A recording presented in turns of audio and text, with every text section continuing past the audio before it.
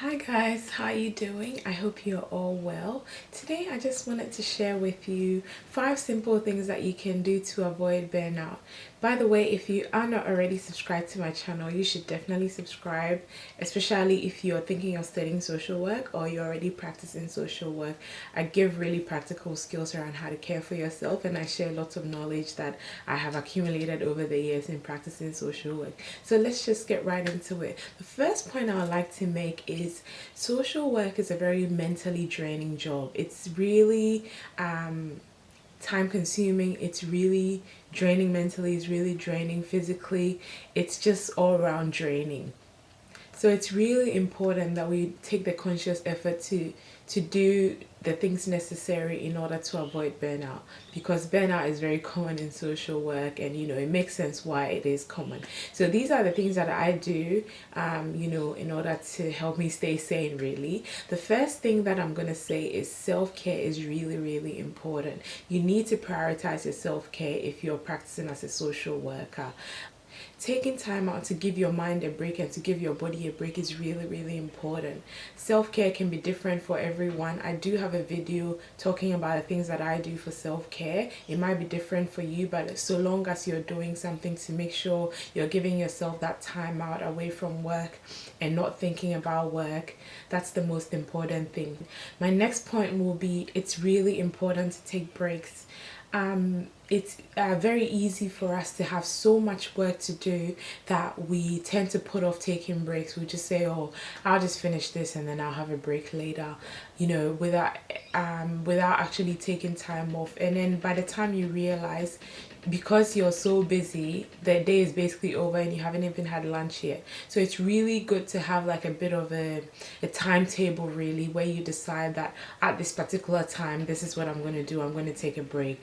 That is really, really important, and sticking to it. The break doesn't have to be a long break. After every hour or so, you can get up and go have a cup of tea or go have a chat to a colleague or something. If you're out on the road a lot, especially if you're doing like case management type of work, just parking the car somewhere and having a bit of a breather, that is helpful as well. So taking breaks is really important, and take your lunch breaks. The work is always going to be there. Like, regardless of how hard you work today, there's always going to be so much work to follow up on tomorrow. So you might as well take the breaks when necessary, and that way you have more energy to complete the tasks that have been allocated to you. So taking breaks will be my next point. My third point will be taking holidays.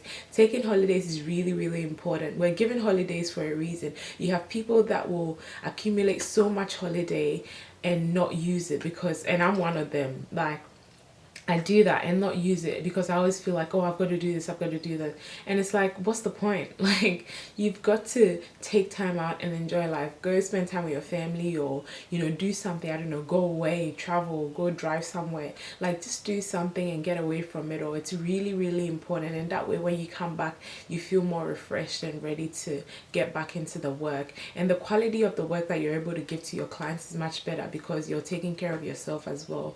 So taking holidays is really, really important.